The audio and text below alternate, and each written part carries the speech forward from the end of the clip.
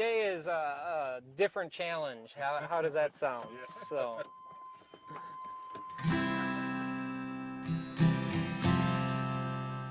Dairy farmers live in a land with many peaks and valleys. Prices are up, prices are down. The weather is good, the weather's bad. Cows are producing more, and suddenly they're producing less. Every day it's farming. You know, it's getting up and seeing, having a newborn calf. We already had 2 born calves today. It's figuring out if it's going to rain and if our crops are going to survive. And it's not just nature that's beyond their control. Farmers need to relate to their machines as well as they do their animals. On this mid-September day, the weather was perfect for harvesting corn. Brian Bender was making the most of it too until a critical part broke on his $45,000 chopper. Apparently I didn't want to talk. Brian has 2 options: lose the rest of an otherwise productive day trying to track down a replacement part for the chopper, or improvise a repair to save time at the risk of damaging the machine more if it doesn't work. With the help of his neighbor Mike, Brian is able to fix the chopper and get back to work in less than 2 hours. In the spring, Brian had helped Mike get his corn planted. Now at harvest time, the guys join forces again to get their crops in while the weather cooperates. The rural tradition of cooperation is still very much alive and well, especially for farmers running their operations with little or no help. In this neighborhood, we're a really good connection of neighbors. We really kind of work together and help each other out. You gotta be a jack of all trades, master of none in this business. You never know what you're gonna end up doing from day to day. Don't pay to make plans. And if anyone knows about changing plans, it's the Benders. Sometimes it's dinner plans, like when a wet spring forces a late rush to plant corn, and there's not even time to turn off the tractor as they share a meal in the middle of the field. And sometimes the change of plans is bigger. Earlier, Dina explained her struggle adjusting to working on the farm full-time after quitting her job at a school. It's hard. It's been real hard. This last year and a half has been really hard for me. I miss my job in a way, but yet I really enjoy it here. But ultimately, full-time on the farm didn't work for Dina, and she went back to her school job this fall. It got too hard on me to be home all the time. It just got too lonely. As a male on the farm, you have a lot more interaction than a female does. All the salesmen are men. A lot of times the vet's a male. The hired help is male, and so as a female, you kind of get totally isolated unless you want to talk tractors and cows and that all the time. And, it just emotionally got too hard on me. Now she's still very involved, still doing all the farm book work, taking care of the calves, and milking their 110 cows on the weekends. Women have always had a prominent place on Wisconsin farms.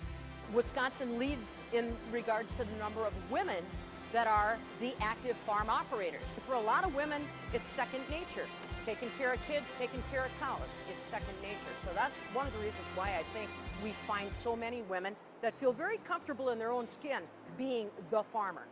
And I'm happy about it. What you want to do and what you have to do can be hard to coordinate on a dairy farm, where cows need to be fed and milked 2 or 3 times a day, 365 days a year. We were supposed to leave Friday afternoon. Thursday I got a phone call at 1 in the afternoon that one of my hired men wouldn't be able to help at all that weekend, so I had to stay.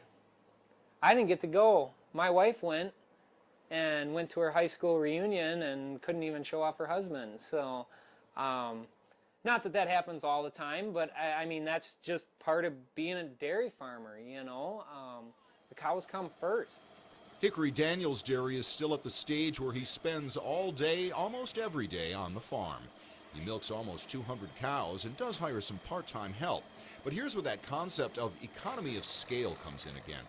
Bigger operations need more people to run them, and with a bigger staff, there's more of a chance of getting some time off. In the past, I've heard so many old farmers say, it's been 40 years since they took a vacation, and I don't think that's healthy. So this is Tootie.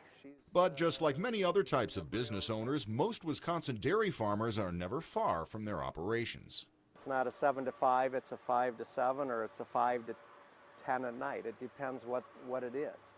you're on call 24/7, you know, and that's always been in the past. It's been that way in the past. It'll be that way in the future. Although the schedule has remained much the same for dairy farmers, there are many aspects of the lifestyle that have changed over the years. For one, higher education has become common among farmers because there's so much involved in running a dairy operation. It's business, it's veterinary science, it's mechanics, it's agronomy, it's all those things combined. I don't care if it's your small grazing producer all the way up to your 2,000, 3,000 cow farm.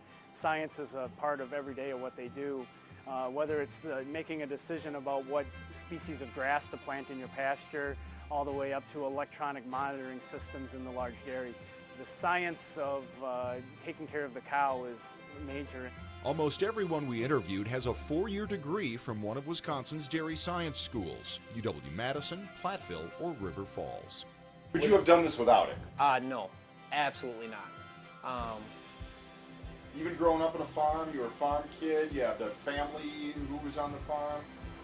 That taught me a lot of hands-on, this is how you do things, you know, run the equipment, fix the equipment, you know, feed the cows, but not knowing the biology and the science behind it, and instead of just this is how it is, knowing the why, has allowed me to progress, has allowed me to fix mistakes and maybe recover from a little bit faster.